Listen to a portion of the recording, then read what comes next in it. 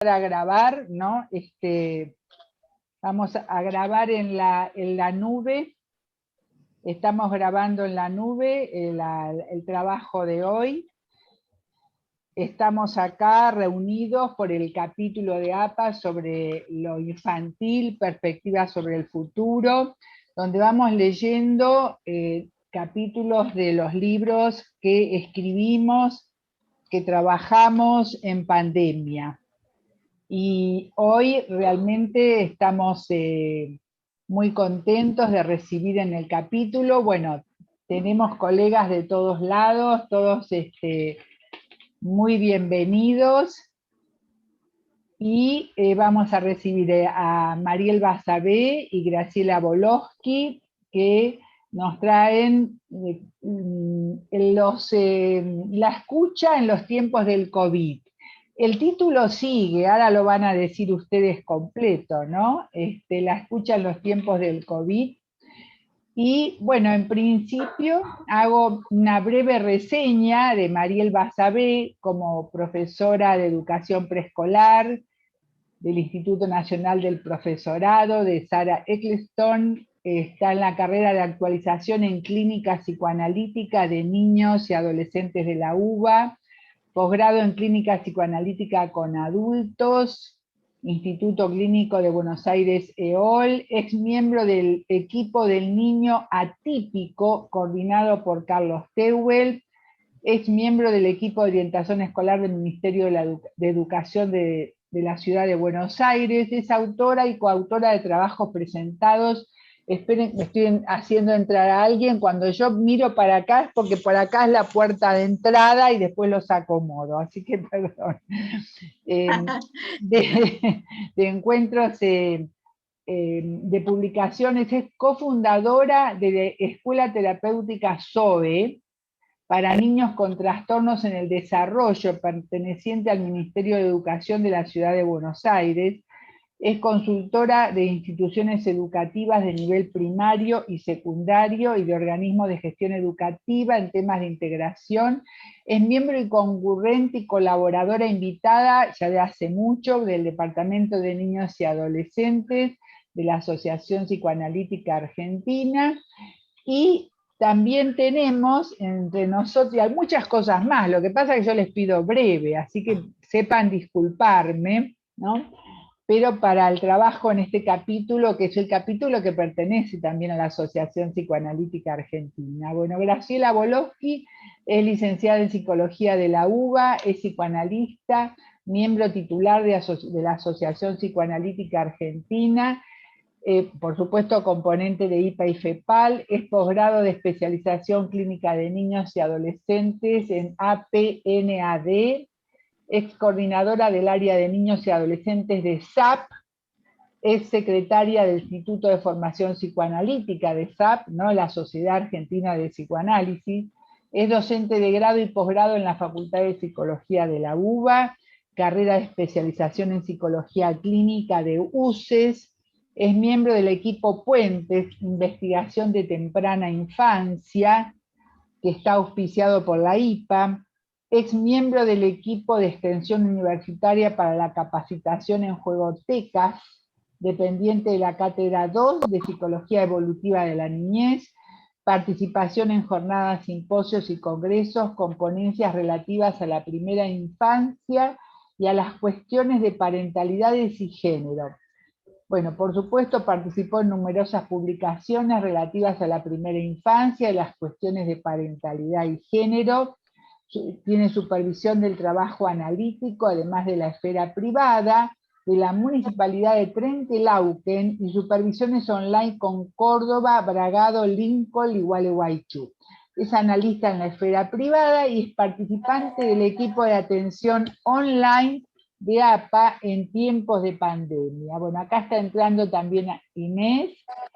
Así que, bueno, bienvenidas a las dos, así que ahora la pantalla es toda de ustedes, las vamos a escuchar en el trabajo y después pasamos, digamos, a la interacción con todos los oyentes que están muy entusiasmados con el trabajo de ustedes. Bueno, gracias Hilda por la invitación.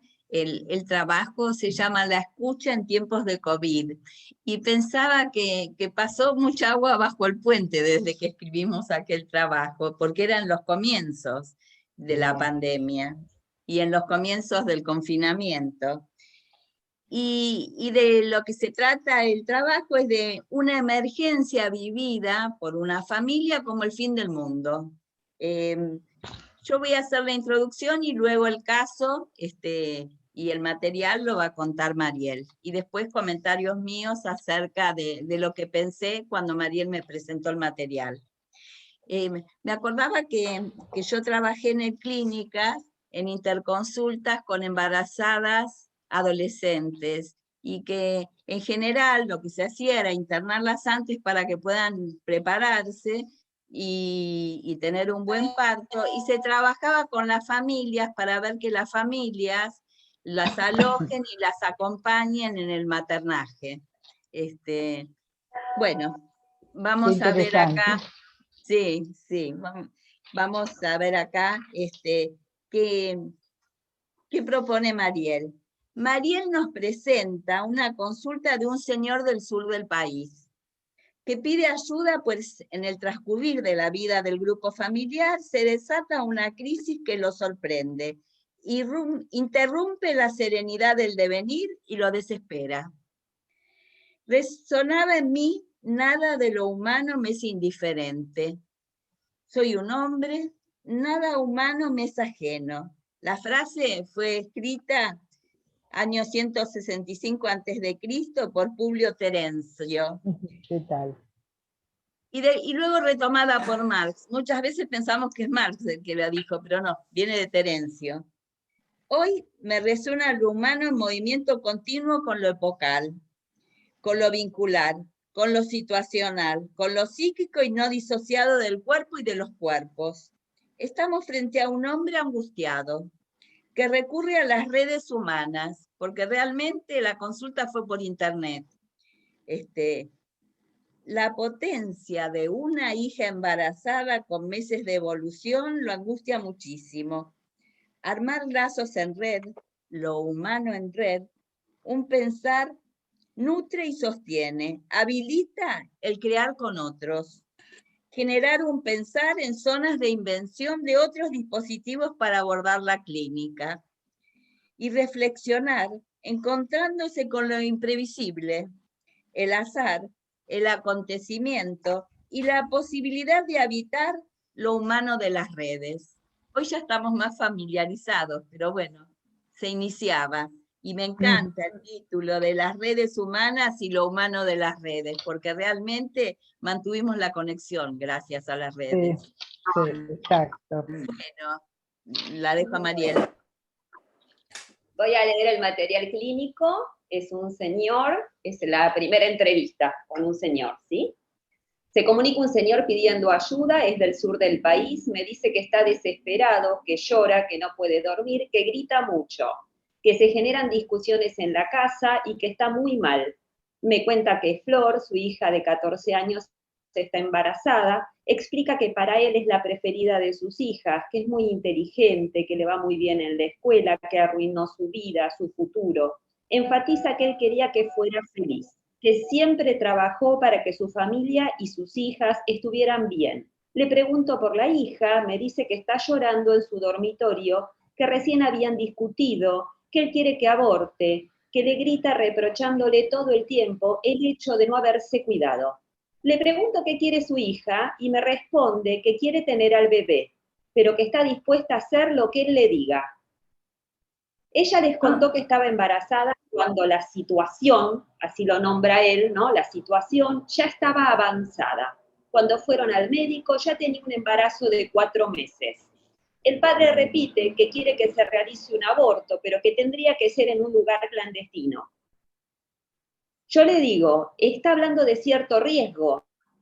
Dice que sí, que tiene mucho miedo de que se pueda morir en el aborto, que esto lo está volviendo loco, porque la quiere muchísimo, que de sus 3 hijas es la preferida.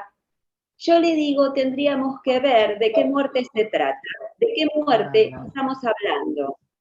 En ese momento él se pone a llorar con mucha intensidad, me dice que jamás se hubiera imaginado que su hijita tenía relaciones sexuales, que sabía que estaba de novia, pero que para él era una nena, que era la luz de sus ojos, que se había impactado muchísimo con la noticia, que jamás había pensado que esto podría llegar a suceder.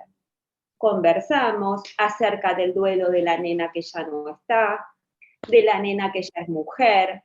Me cuenta que estaban preparando la fiesta de 15. Repite que le da lástima que haya arruinado su vida, que tenía un futuro por delante y se lo arruinó, que era la mejor de la escuela, que había imaginado proyectos para ella y todo se terminó. Estoy en una relación de empatía con él, pero no doy nada por sobreentendido. Le pregunto, ¿cómo sabe? ¿Por qué siente que su hija va a arruinar su vida, que la va a pasar mal, que va a sufrir? ¿Su hija le dijo que va a dejar de estudiar?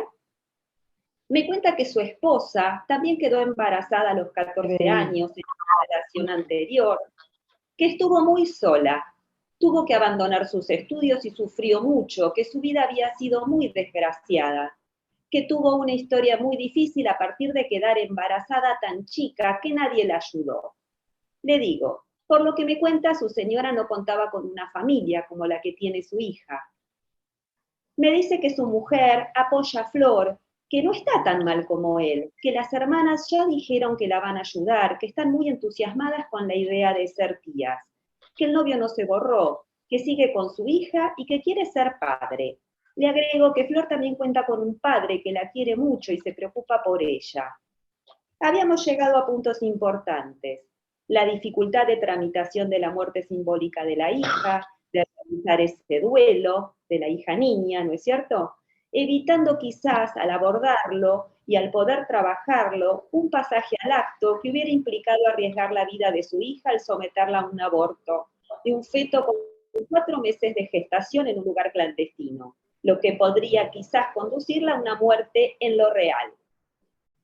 Habíamos llegado también a la posibilidad de desplegar la historia de la madre, que si bien era similar en el punto de quedar embarazada a la misma edad que su hija, no tenía por qué ser idéntica en su continuación ni tener las mismas consecuencias. Sabía que este señor era un hombre que no tenía recursos económicos para afrontar futuras sesiones y que ese era un momento que tenía que aprovechar para contenerlo, sostenerlo, para que él pudiera sostener a su hija y a su familia. A esta altura de la entrevista me animo a introducir el significante nieto para ir abriéndole un lugarcito en la cadena generacional. Hablamos de la importancia de que su hija esté acompañada, contenida, ayudada, de que pueda sostenerlo para que ella pueda sostener a su hijo, y que esto era de vital importancia para el desarrollo futuro del bebé, de su nieto. Que ella tenía que sentirse querida, que su bebé era querido, esperado, desde el espejo de la mirada de ellos. Le dije que después de la linda entrevista que habíamos tenido, creía que ese bebé, no creía que ese bebé viniese a ocupar el lugar del que arruinó la vida de la hija, o el lugar de la causa de sus males, o de la falta de futuro. Me dice que se siente más aliviado, menos angustiado, que en el transcurso de la conversación conmigo empezó a ver como que no era el fin del mundo. Quiero aclarar que esta sesión transcurre en cuarentena, en plena pandemia de COVID, esto es en mayo del 2020, ¿no? Le hago un chiste sobre el COVID-19, nos reímos juntos y me agradece. Le digo que me gustaría, si su hija quiere, hablar con ella, que le consulte, que me lo haga saber. Me dice que le encantaría, me agradecía, me daba las bendiciones de Dios y demás. Terminó confirmándome por WhatsApp, me pasó el contacto de la hija y me comuniqué con ella y acordamos una sesión. Flor me dice que está muy bien, que ya no llora, que no estaba más deprimida, que el papá cambió mucho desde que habló conmigo, que ya no la agrede, que está más tranquilo, que ahora estaba trabajando. Le pregunto cómo se siente, me dice que se sentía bárbara, que nunca tuvo náuseas o vómitos y que estaba estudiando. Le pregunté si tenía nombre su bebé y me dijo que todavía no, que con su novio estaban pensando nombres y hasta ahora tenían 2 nombres de varón, que todavía no tenían nombre de nena. Le pregunto cómo se llama el padre del bebé, a lo que me responde con el nombre de su papá. Enseguida se corrige cuando me lo dice y me dice, no, ese es el nombre de mi papá.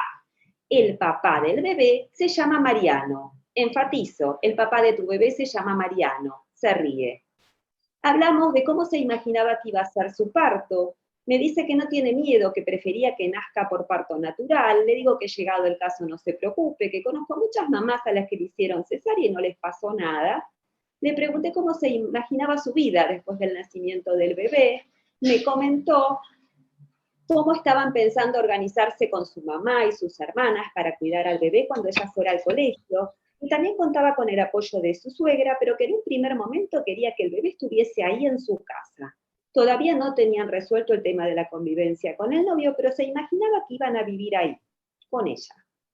Conversamos sobre la necesidad de que la ayuden a ella para que pueda atender a su hijo, de que le preparen la comida, le laven su ropa. También me pareció importante decirle que acepten la ayuda de todos los que se ofrezcan, porque la van a necesitar.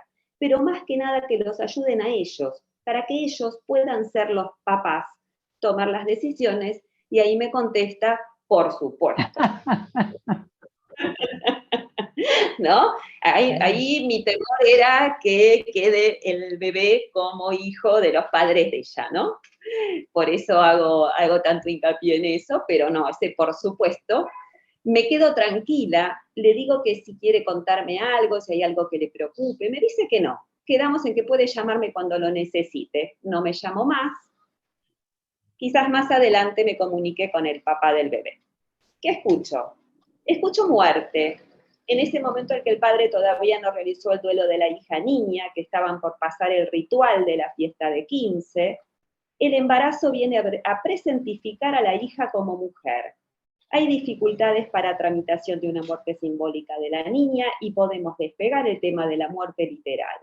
Escucho algo muy cerrado también con respecto al destino desgraciado que le depara este embarazo, como si el padre supiese de antemano lo que le iba a pasar.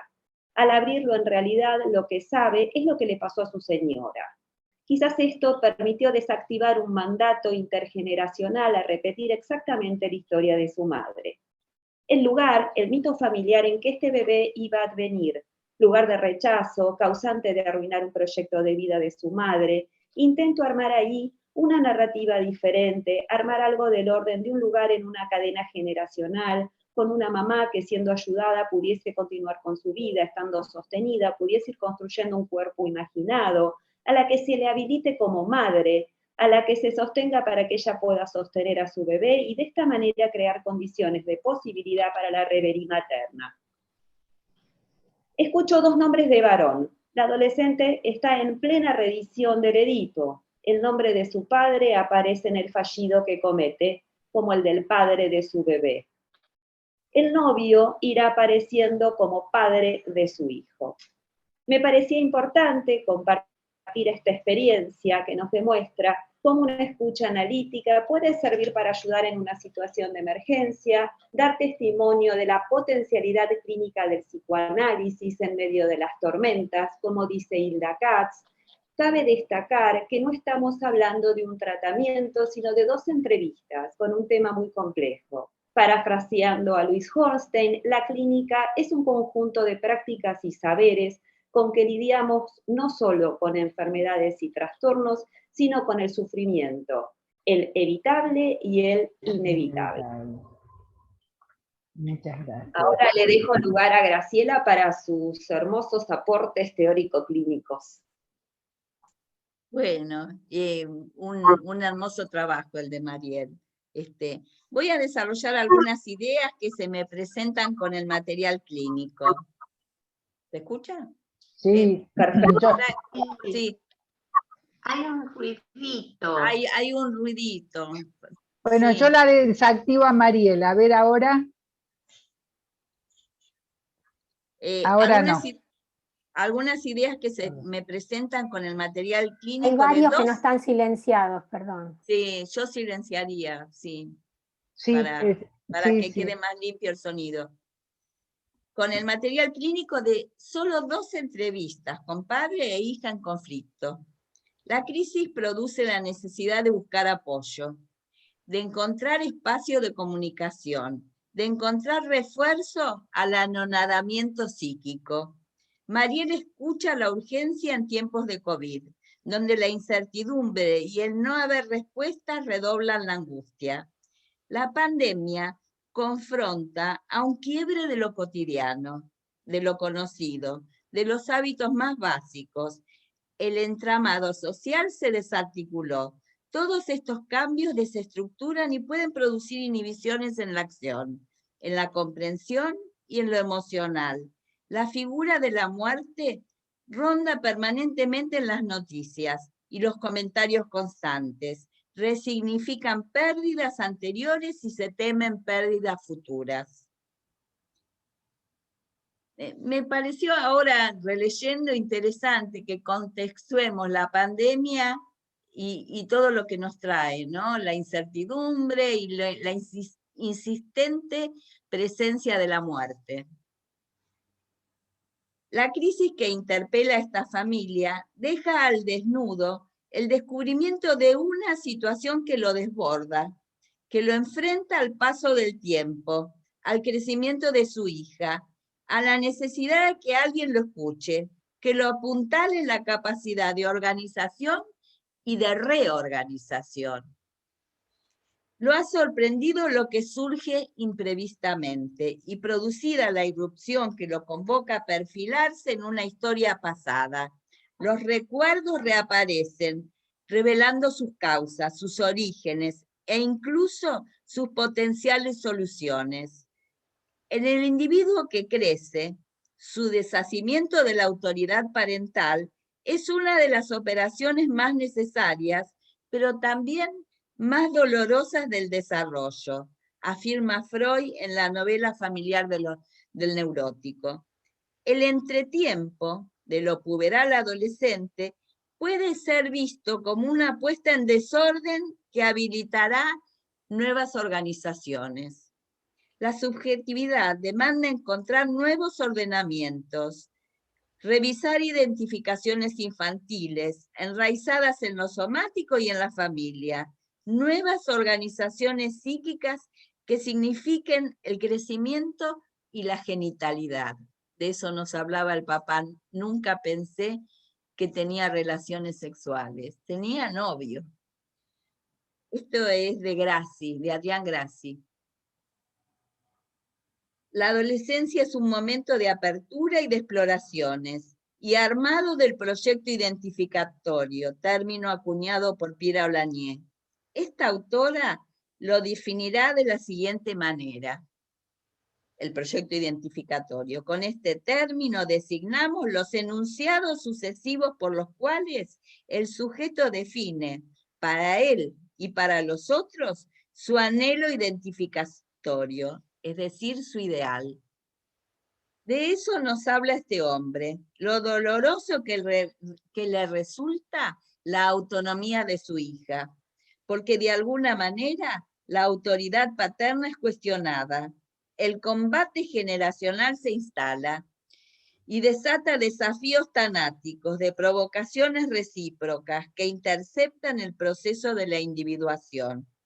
La amenaza del crecimiento del hijo conlleva situaciones de peligro para la economía libidinal de los progenitores. La crisis de la adolescencia incluye al hijo y a sus padres en un mismo tiempo y en un mismo movimiento turbulento.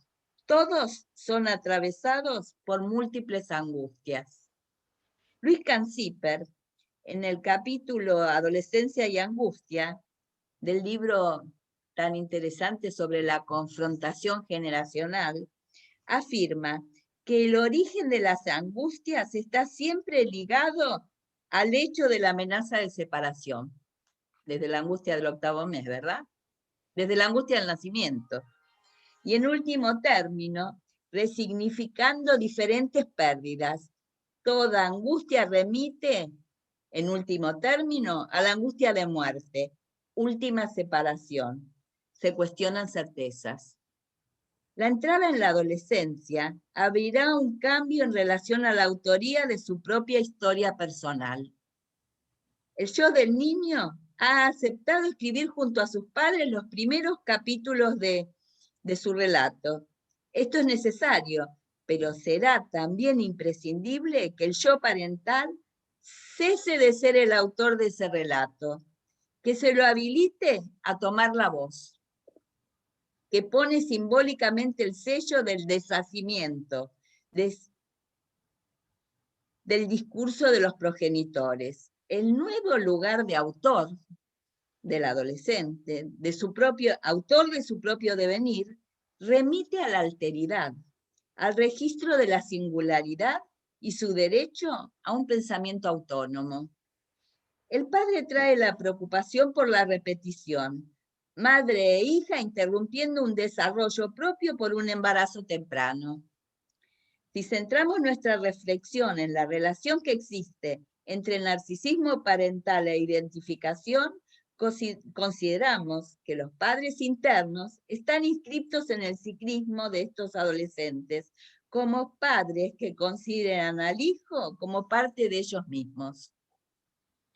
Esto no significa que no diferencien al hijo de ellos mismos, simplemente tienden a amar en forma narcisista, no pudiendo diferenciar las generaciones, produciéndose un tipo de identificación que daría cuenta de la condensación al modo de un telescopaje generacional. Y ahí, bueno, cito a Heidi Feinberg, la gran teórica del telescopaje generacional. Ella habla del telescopaje generacional, condensación de generaciones, y es captado en la transferencia, en el trabajo con el desmontado del proceso identificatorio.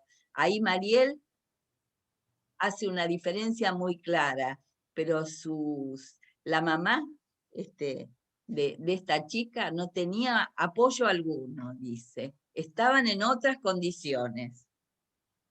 Freud escribió que todo individuo está dividido entre dos necesidades: ser para sí mismo su propio fin y ser el eslabón de una cadena a la que está sujeto sin la participación de su voluntad. Las influencias psíquicas, intergeneracionales y transgeneracionales se producen a través de la sucesión de las generaciones.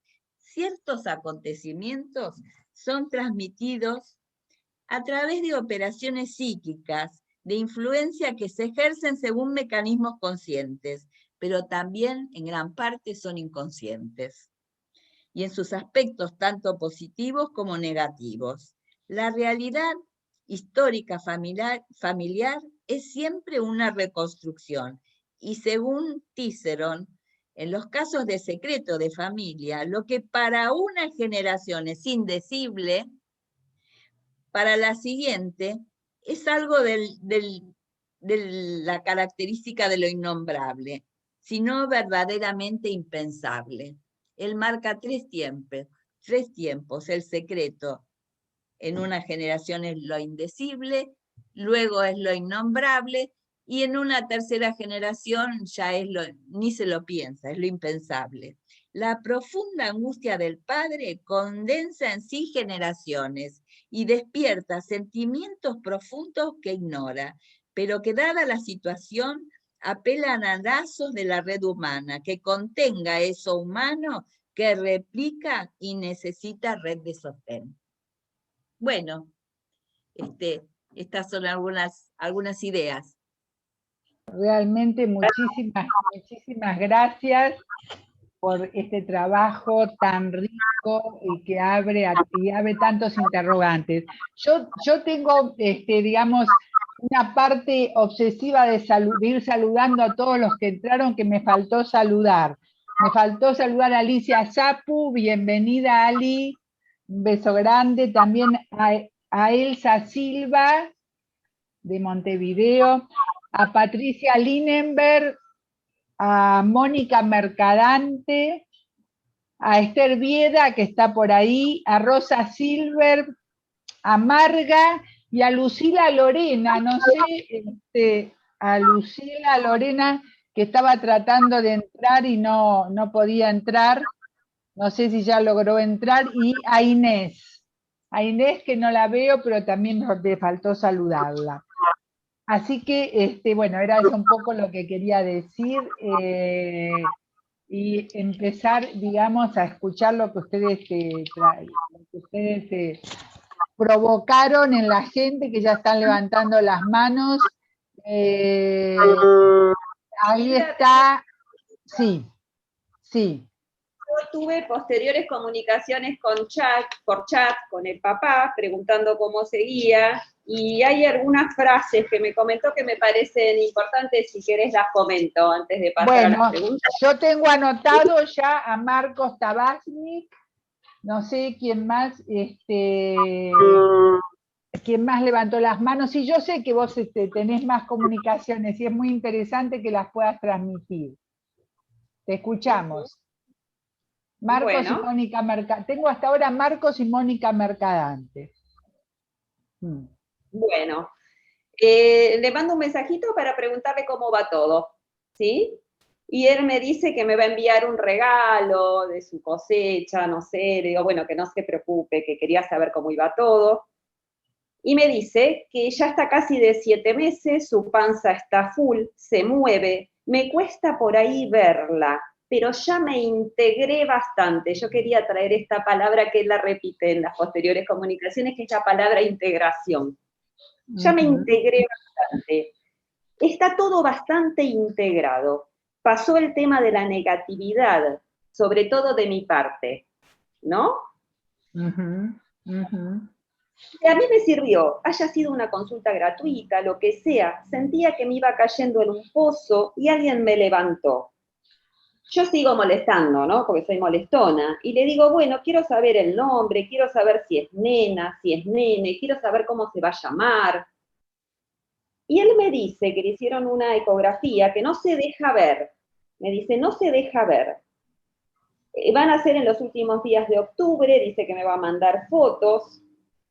Y dice que su hija salió responsable como él, que es muy responsable, y que salió cariñosa como la madre. Le pido una foto de la ecografía, cuando él me dice que no se deja ver, entonces yo le pido una foto de la ecografía. Y entonces le digo que es preciosa, que es hermosa, que la veo. Me dice, estamos muy felices esperando para darle nuestro amor.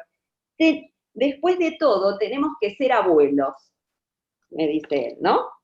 Que le digo, uy, que debe ser una experiencia maravillosa por lo que me cuentan, la de ser abuelo, ¿no? Después cuando nace, me manda la foto, muy emocionante, es una bebé realmente hermosa, hermosa, y me comenta, tus palabras sirvieron, ahora lo vemos que pasó el tiempo, así que no hay nada de qué arrepentirnos, sos muy buena profesional, me dice ahí. Antes me agradecías mi solidaridad, ¿no? Y después cuando, digamos, nace la bebé y qué sé yo, ahí como que me reconoce como profesional.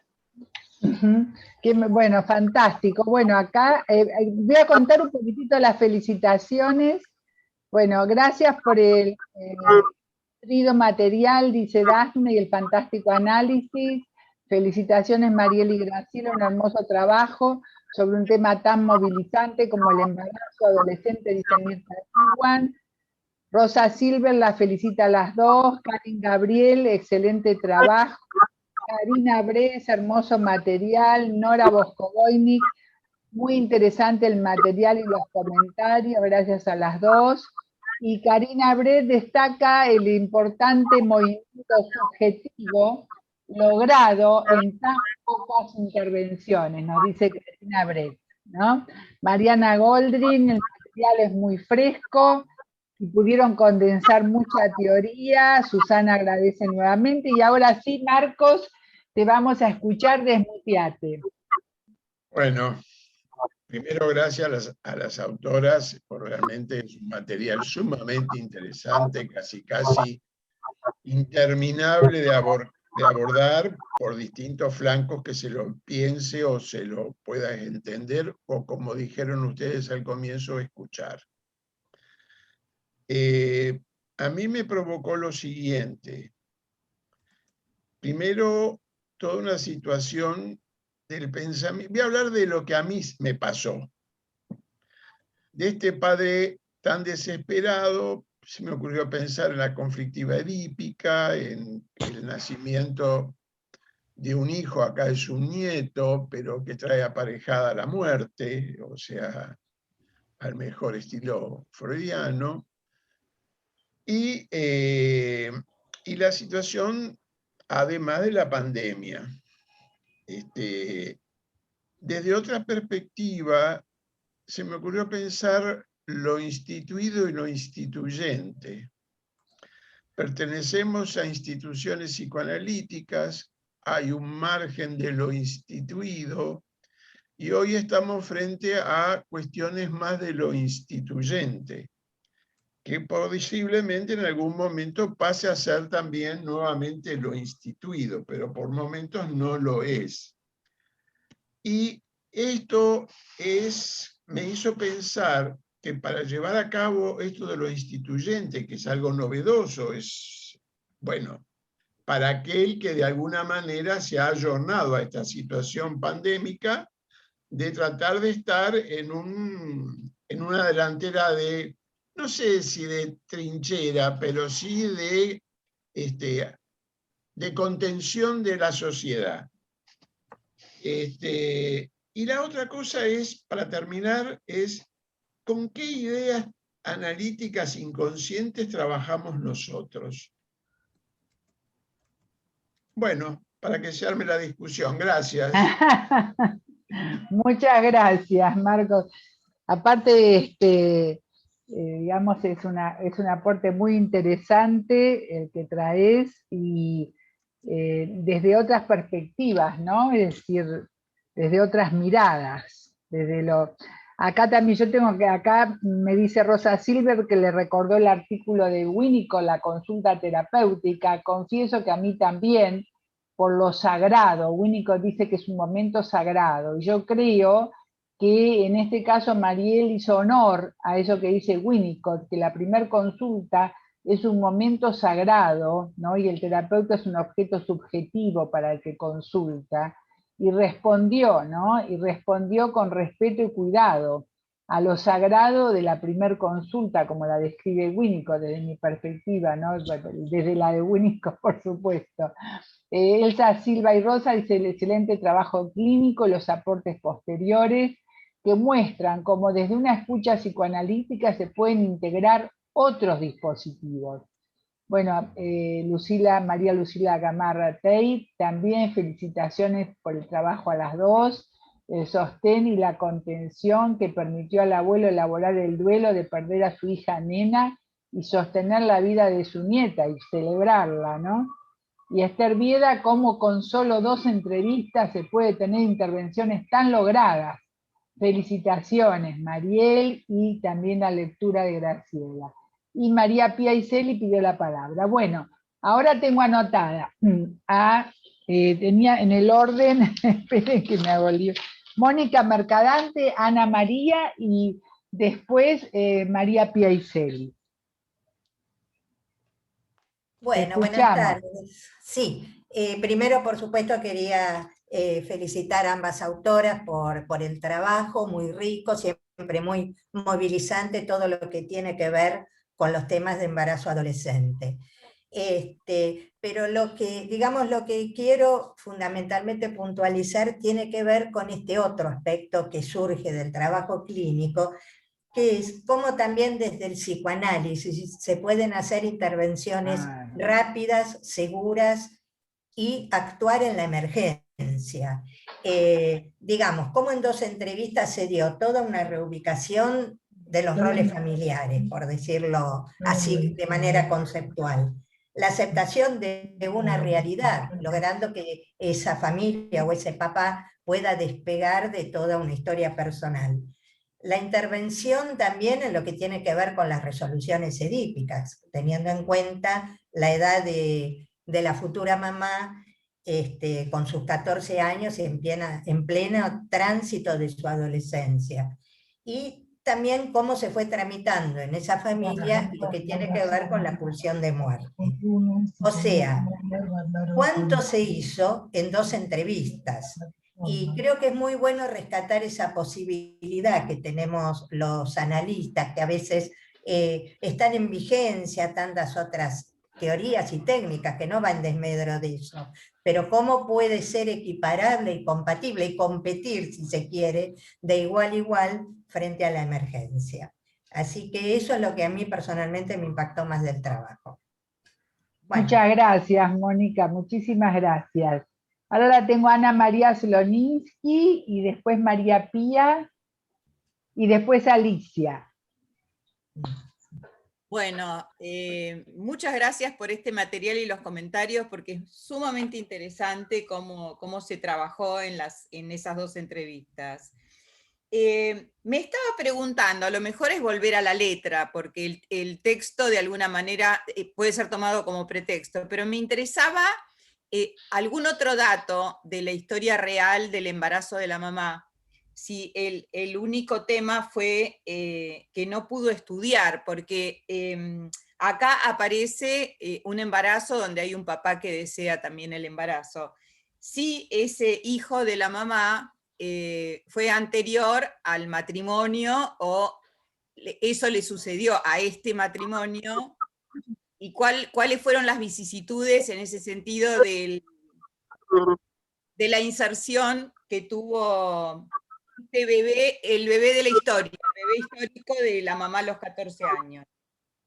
Y también me estaba preguntando qué lugar ocupaba esta hija en la cadena en relación a los hermanos, si era la mayor, la menor, eso también me parecía interesante, porque además esto también hace la diferencia entre ser una mamá soltera o una mamá en pareja, es una diferencia.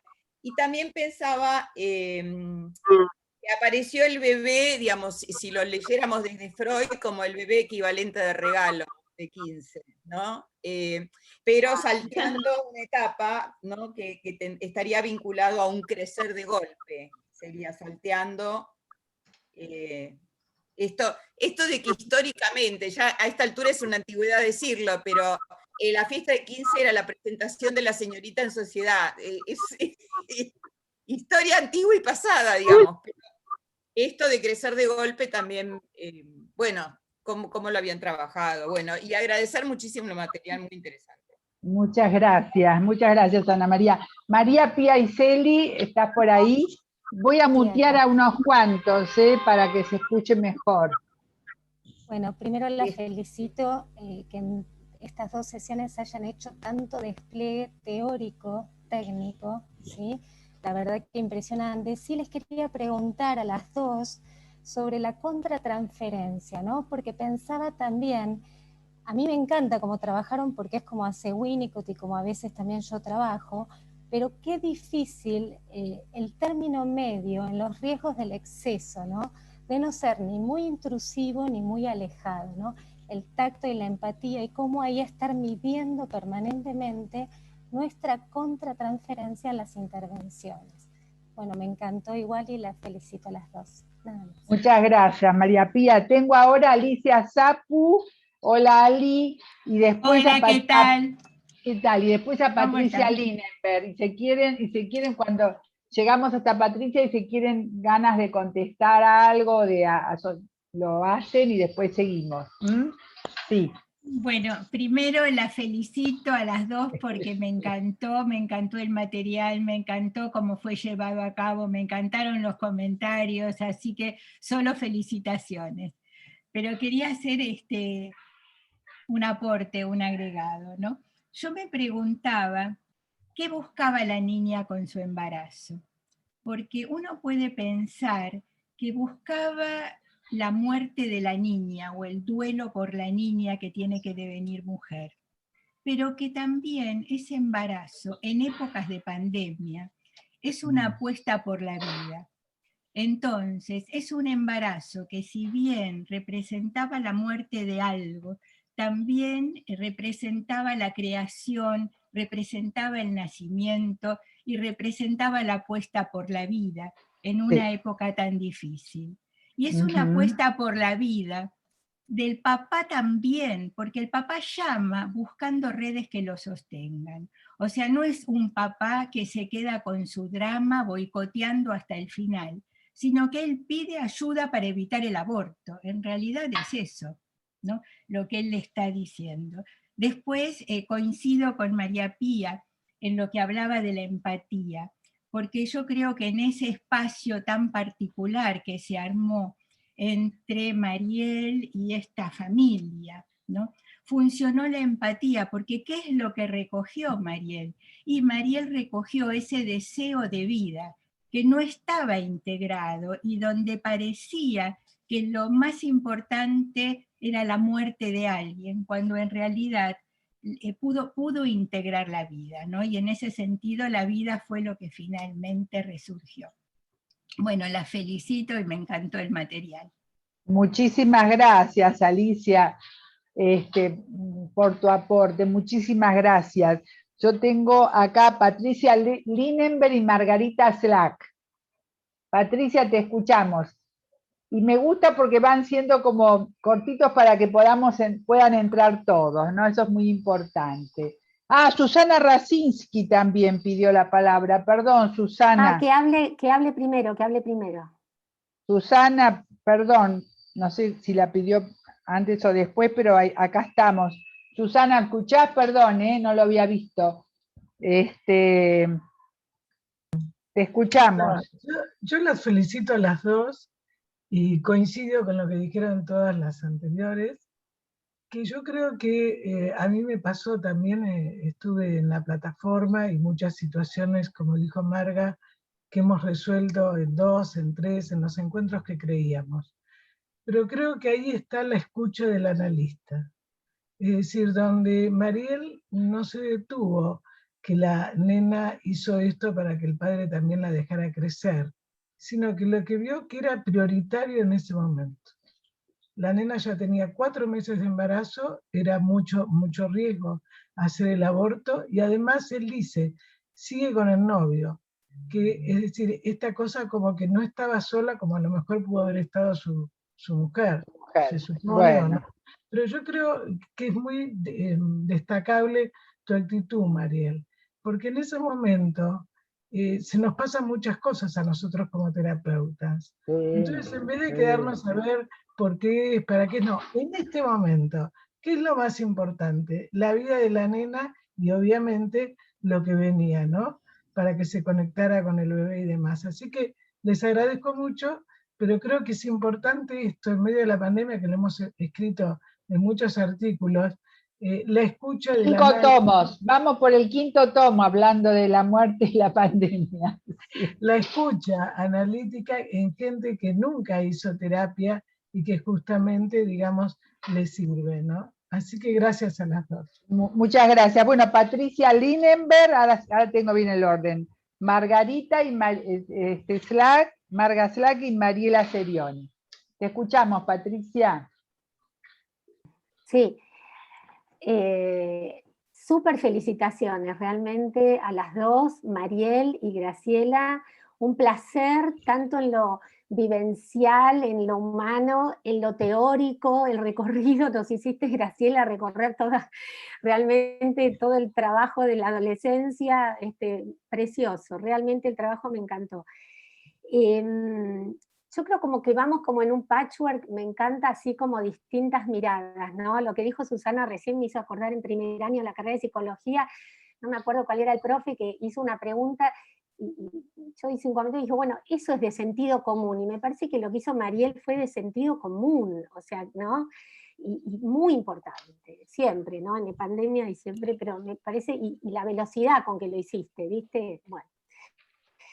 Yo quería hacer una mirada, digamos, en este sentido distinta. No me pongo, digamos, a pensar en la historia, ni en la repetición, ni en las identificaciones, sino en el clima de Mariel con el padre, en el encuentro, en cómo sentí que trabajó desde una función de revería materna que Hilda lo señala tanto, ¿no? Primero, digamos, desdramatizando esa sensación de fin de mundo, haciéndole lugar, o sea, alojándola, desdramatizándola, pudiendo contenerlo y pudiendo ayudarlo en ese pasaje tan difícil de hacer de esa sensación, construyendo juntas una trama y un relato, ¿no? en donde esa ansiedad y esa dificultad del padre que se había traducido en acto siendo violento con la hija, que esto es lo que a mí digamos, que a ella era un sufrimiento, no sé si mayor que el embarazo, ¿no? En ese momento, y una amenaza muy fuerte. Claro. Entonces, me pareció tan interesante esto, ¿no? Cómo lograr ese trabajo de reverie y transformar esa sensación en un relato en donde pudiera ser comprendido ese dolor, pero elaborándolo, ¿no? A mí me pareció esto como más, bueno, esto, nada más. Muchas gracias, Patricia, muchas gracias. Creo que es algo que todos estamos, es cierto, compartiendo. Marga, no te veo, por ahí estás. Marga Slack. Te tengo anotada, no la veo a Marga. Marga, ¿estás por ahí?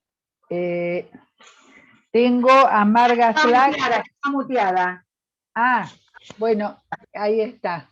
Bueno, Primero, te escuchamos. lo que quería es adherir, acuerdo con todos, realmente todos los aportes fueron riquísimos. También Graciela con su aporte del eslabón me encantó porque yo también lo uso mucho y me parece que también Aide Feinberg tuvo mucho para decirnos y mucho para que aprendamos de ella realmente. Me hizo acordar mucho, Mariel, y creo que lo puse en el chat de niños y adolescentes, me acordé de los primeros tiempos del COVID, en donde no teníamos humanos como todas nuestras habilidades para poder implementar continencia. Y yo creo que fundamentalmente fuiste muy continente. Aún así, quiero establecer una controversia, si me permite la mesa. Sí. ¿Qué hubiera pasado si, además de todo lo sucedido, no hubiera estado un embarazo en riesgo? Suponte que el embarazo hubiera estado en un primer mes. ¿Cuál sería la posición? Y acá me quiero acercar un poco a lo que tal vez Marcos Tabachnik quiso hacernos meter, me parece, que serían nuestras armas psicoanalíticas, porque, claro, acá se trataba también de un riesgo. Cuarto mes de embarazo en una niña de 14 años realmente era peligroso. Pero, ¿qué pasa si hubiera sido un embarazo incipiente? ¿Cómo hubiéramos actuado? Y acá no estoy hablando de pro vida, contra vida. Acá estamos hablando de otra cosa. Me gustaría saber las opiniones. Bueno, gracias, Marga. Sí, es un interrogante, digamos, y tengo también... Parece contrafáctico, pero me parece que está bien, todos lo pensamos, sí, es muy buena pregunta, todos lo pensamos porque estamos con el tema de la muerte, estamos con el tema de la pandemia, y estamos también con lo que dijo Alicia, que yo lo tomo muy en cuenta, que es siempre muy usual que en épocas de catástrofe la gente se embaraza, en épocas de guerra. Yo he preguntado a gente que en plena guerra se embarazaba y le decía, ¿pero cómo? Y bueno, ante tanta muerte hay que tener hijos. Y se suceden muchísimo los embarazos en las épocas de guerra, para reponer a los muertos. O sea que no sigo este pensamiento también que también lo trajo Alicia, ¿no? Con el interrogante. Además de todo lo que significaba la muerte, la pubertad y la adolescencia vivida como que alguien tiene que morir, como dice Winnicott, ¿no? Pasar sobre el cadáver de alguien, ¿no? Que era toda la problemática más intersubjetiva. Bueno, Mariela Serioni, te escuchamos. Bueno, Mariel, Graciela, muy lindo su aporte, su trabajo, felicitaciones. Yo estaba escuchando un poco las opiniones de todos y me parece que han sido aportes muy ricos. Me quedo pensando en cuanto a la participación que hizo Mariel de habilitar algo que estaba medio como prohibido, ¿no? Como lo superyoico que estaba inhabilitado y que ella le pudo poner palabras para decir que eso sí podía ser posible y no juzgar esa posibilidad, que era parecería que era deseo y que estaba medio inconsciente el deseo.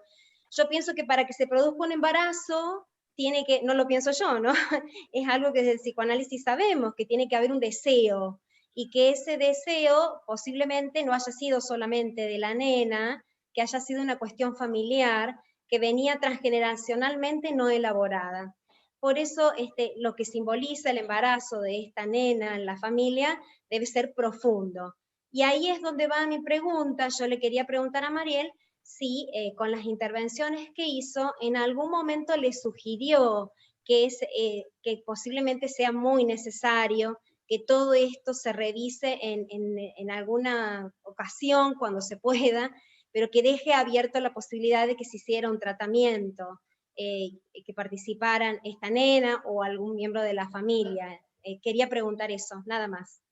Bueno, muchas gracias, Mariel. Yo acá Mónica Mercadante dice que Mariel captó el deseo de ambos padres, ¿no? De tener al bebé. Y digamos lo que yo quería es que todo lo que estamos viendo, hubo como una especie, no sé si en el escrito mío, que Mariel de repente dice, despegar de la historia, y quiso despegar de la mamá, y dijo desplegar la historia de la mamá. Yo creo que, digamos, esta forma de abordaje habla de un despegarse, ¿no?, de un mandato transgeneracional, y también de desplegar la posibilidad de que siga el crecimiento y la evolución. Lo veo desde esa manera, que ese fallido que tuvo Mariel, despegar, desplegar, abarca, digamos, los dos verbos, despegar y desplegar, ¿no? Es decir, y con respecto a lo que venían diciendo, ¿no?, del sentido común, esto es algo que habla Bion, no creo que fue Patricia Linenberg que dijo, ¿no? Bion siempre dice que hay dos cosas que un analista no puede olvidarse, y yo creo que todo lo que estamos haciendo con los libros y nuestras reuniones, las ponemos realmente en acto, eso que dice Bion, que dice, una es lo obvio, el sentido común. Por ejemplo, podía ser 4 meses, un aborto clandestino, y todos los peligros que eso significa, por supuesto, estaba presente también, ¿no?, creo yo. Y también lo otro que dice Bion, que no nos podemos olvidar, es el contexto, la sociedad en que se vive, que en este caso estaba impregnada por la pandemia, y por lo que varios colegas dijeron, como también acentuó Alicia Sapu, de la muerte presente a cada momento, y que realmente a través de los libros es lo que trabajamos. Perdón, si traje un tema difícil, pero bueno, así que quería decir esto, bueno, y no sé si quieren Mariel y Graciela contestar algunas de las preguntas, y disculpen. Yo quería contestar bastantes puntos de los que han preguntado, pero empiezo por Bion, Hilda, que acabas de mencionar. Sabés que yo sentí esto medio bioniano, en el sentido que el padre me dice, está todo bastante integrado. Pasó el tema de la negatividad, sobre todo de mi parte, ¿no? Como si él hubiera podido proyectar eso, y a partir de esta cuestión de contención y de reverí y de darle otra narrativa u otras posibilidades, abrir este espacio para pensar, él hubiese podido integrar esto y ya no tenía estas manifestaciones que eran violentas. En la casa se generaban situaciones violentas. Me imagino. Sí, estaba, como dice Graciela, este conflicto, ¿no es cierto?, intergeneracional, y en este caso explicitado con este punto, pero anclado en esta edad de la adolescencia. Es un papá, este señor tenía unas posibilidades de trabajo maravillosas, o sea, yo realmente me sentí muy cómoda, muy bien, yo tenía muchas ganas de ayudarlo. Hablaron del sentido común, pero no tenemos que olvidarnos que el sentido común es una mezcla de saberes inconscientes, ¿no? Porque a veces cuando se habla del sentido común, se lo dice en un sentido quizás como peyorativo, pero el sentido común es algo, es una carga que uno tiene, es una mezcla de saberes inconscientes, ni más ni menos, ¿no? Todo lo que uno leyó, se analizó, escuchó, y todo lo que uno carga. Es el menos común de los sentidos. El sentido común es el menos común. Al contrario, claro, por supuesto, Mariel. Claro. Sí. Y después, a ver, habían preguntado algo, ¿qué escuchaba, no? Como qué escuchaba yo. Yo escuchaba en el momento, ahí no fui tan obediente con Bion, porque no solo era la primera entrevista, como decían, que nombraron a Winnicott, era la primera y la última. O sea, este señor me pide una entrevista gratuita como favor, que él no iba a pagar un tratamiento, que no podía, que no estaba en sus manos y qué sé yo. Entonces también por eso está muy condensado todo, porque era la primera y quizás la última. Yo no sabía si quizás aún yo ofreciéndole, este señor iba a aceptar que trabajara con él, ¿no? Entonces yo, en el momento a mí, ¿qué se me aparece? O sea, yo no estaba tanto, quizás el estado inicial fue bioniano como para poder escuchar después, pero después mi cabecita andaba, y yo escuchaba, bueno, preservar la vida de la hija, escuchaba que este bebé no sea autista, ¿no? Porque, bueno, yo trabajé mucho con autismo y vemos que muchas veces hay historias parecidas a estas que los preceden a los niños autistas. Entonces, mi cabecita estaba ahí, iba ahí, pero sí a partir siempre de lo que él traía con respecto a alguien que planteó de no extralimitarse. Mis intervenciones eran a partir de lo que él planteaba. Yo no fui con otro tema ajeno, pero sí mi cabeza funcionaba a partir de lo que él traía y de lo que yo sentía. ¿Sí? Y es verdad, este papá pide ayuda. Este papá quiere que la nena aborte, y yo, para mí, algo que fue muy importante fue preguntarle qué quiere la nena, y él me dice, él me dice que ella lo quiere tener, ¿no? Entonces esto va más allá incluso de si estaba de 1 mes, de 2 meses o de 4, no sé cómo se hubiera desarrollado la entrevista, pero esto para mí era importante escucharlo, que ella lo quería tener, y después, bueno, iba a acatar lo que el padre dijera, ¿no? Por esta cuestión que planteaba Graciela, ¿no? De la obediencia, de que, bueno, es un proceso que se... Pero bueno, esto yo lo escuché, que la nena lo quería tener. Y con respecto a la historia de la madre, no sé mucho, pero sé que la abandonaron a la madre, no solo su pareja en ese momento, sino su familia.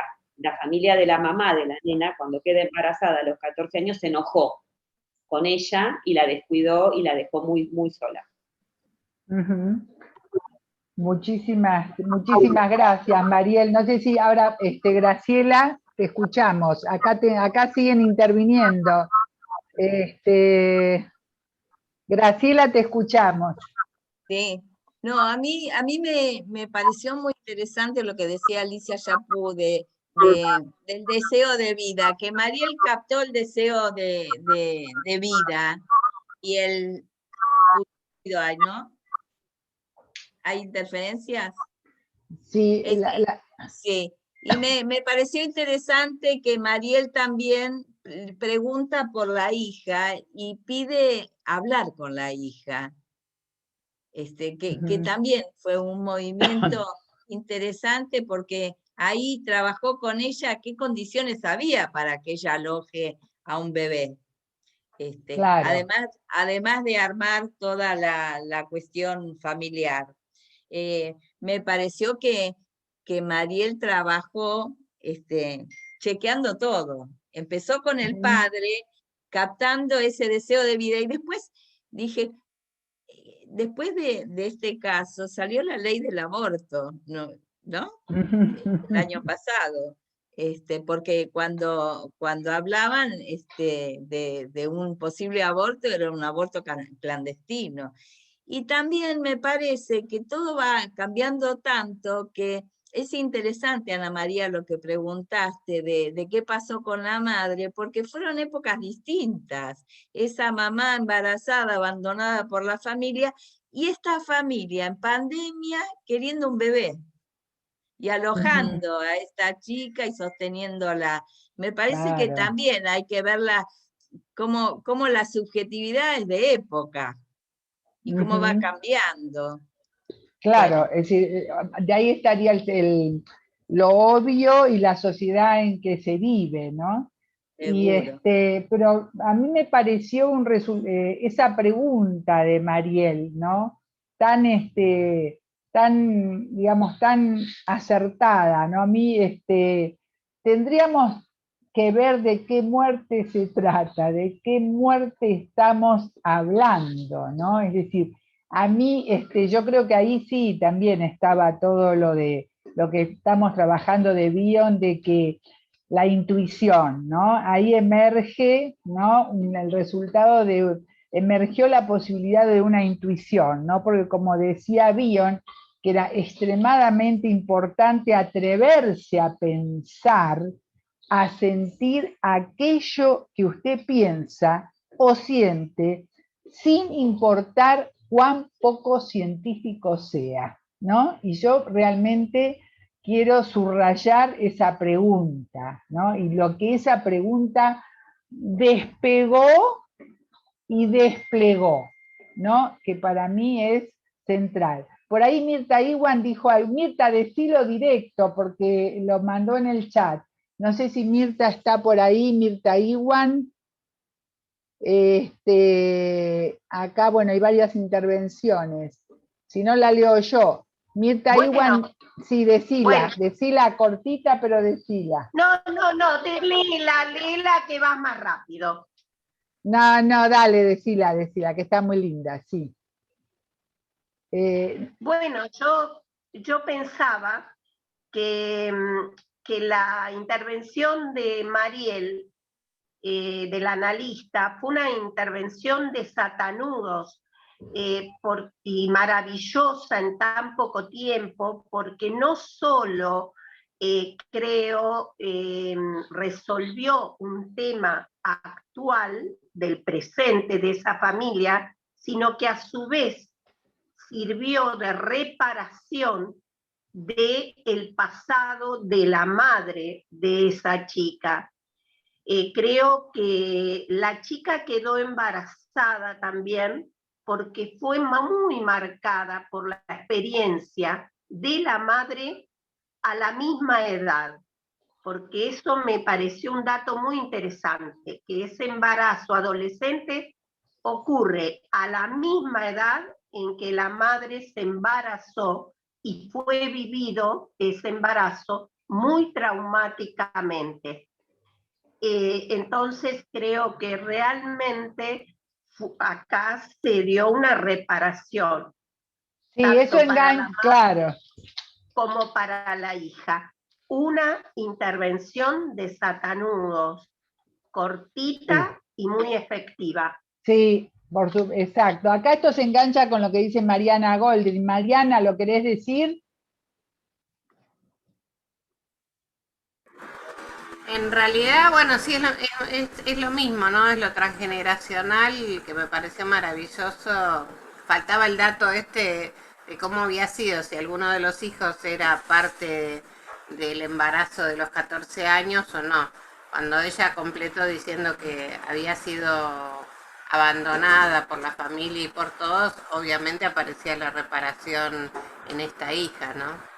Y bueno, obviamente este contenido no elaborado, que como me gustó lo que decía Mirta de satanudos, la intervención. Sí, de satanudos. Es el pañuelo de los deseos. Cuando se atan los nudos se piden deseos, cuando se desatan es que se cumplen.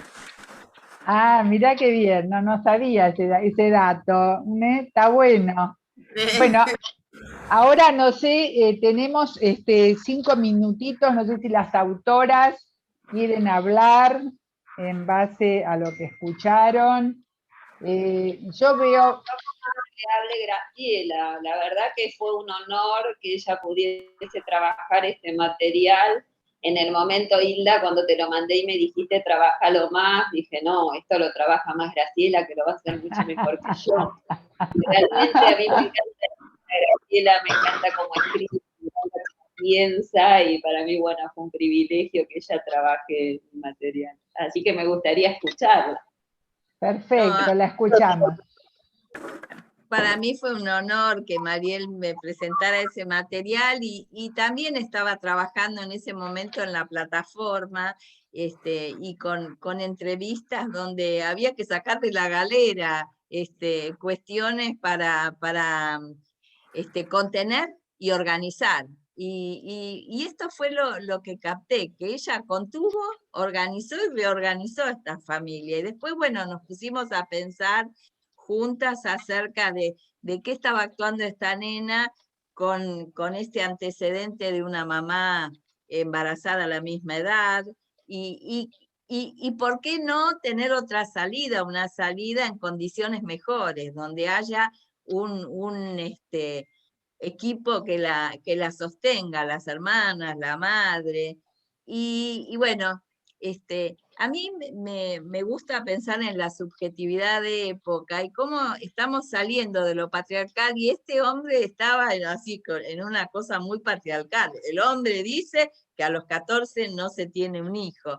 Después tenemos otra época que por ahí con la que acordamos la mayoría de nosotros, que es una época más transicional, dice Deborah Tager. Está la patriarcal, tradicional, la transicional, y una más innovadora que es de todos los jóvenes, que cambian de pareja, que no tienen pareja estable, que tienen pareja abierta, que tienen parejas homoparentales, deseos de hijos sin tener pareja, etcétera, etcétera, que es como una subjetividad más innovadora.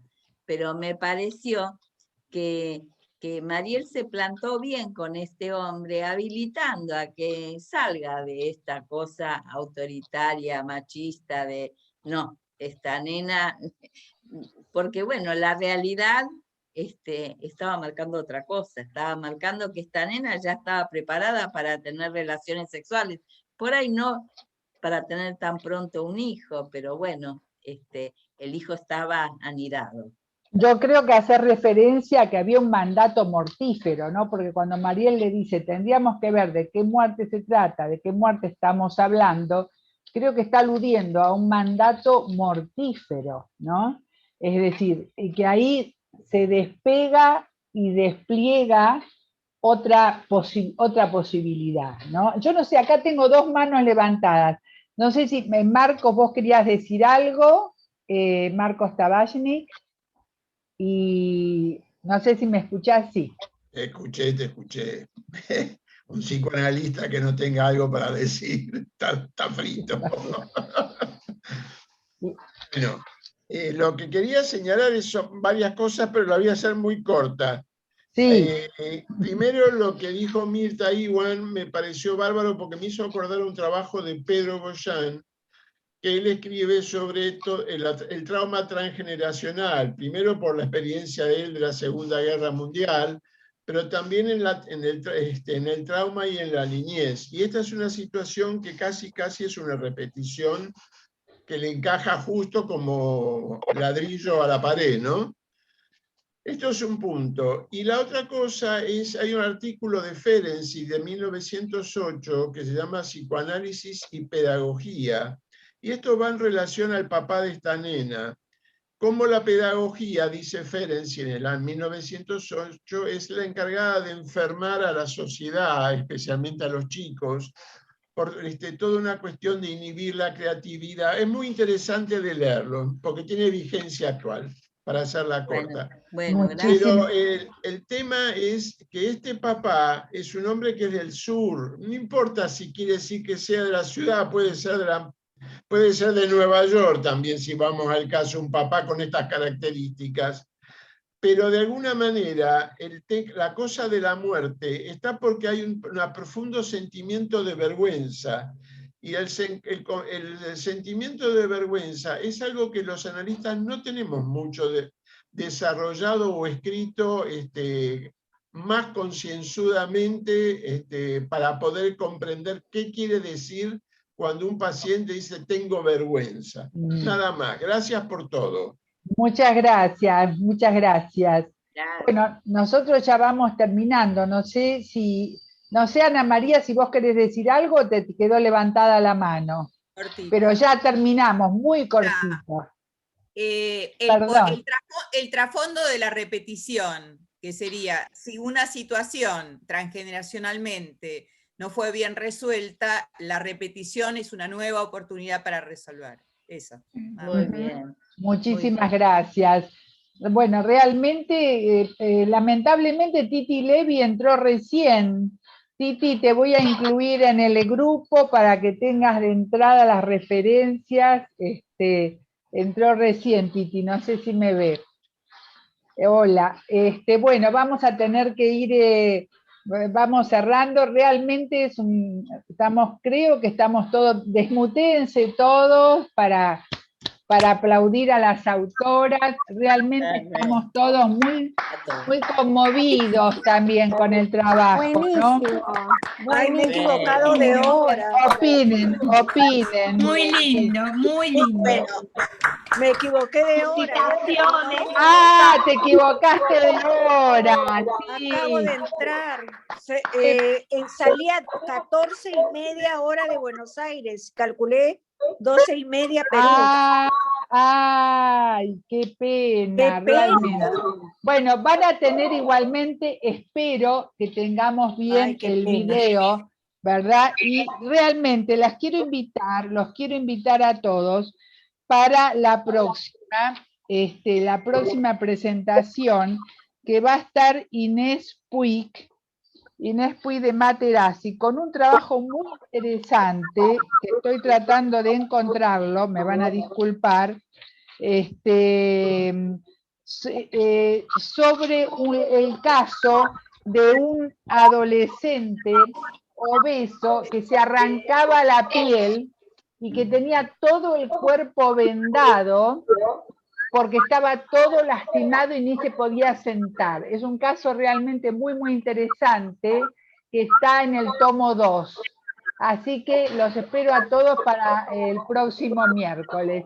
Y sobre todo le quiero agradecer a Mariel y a Graciela por este hermoso trabajo que nos deja a todos pensando, ¿no? Realmente nos deja pensando esa pregunta, ¿no? Tendríamos de ver de qué muerte se trata y de qué muerte estamos hablando y de tantas muertes que también estamos hablando ahora, ¿eh? Un beso, cuesta decir hasta pronto. Titi, para Titi vas a tener la grabación. Muchas gracias. Qué pena. Muy bueno, gracias.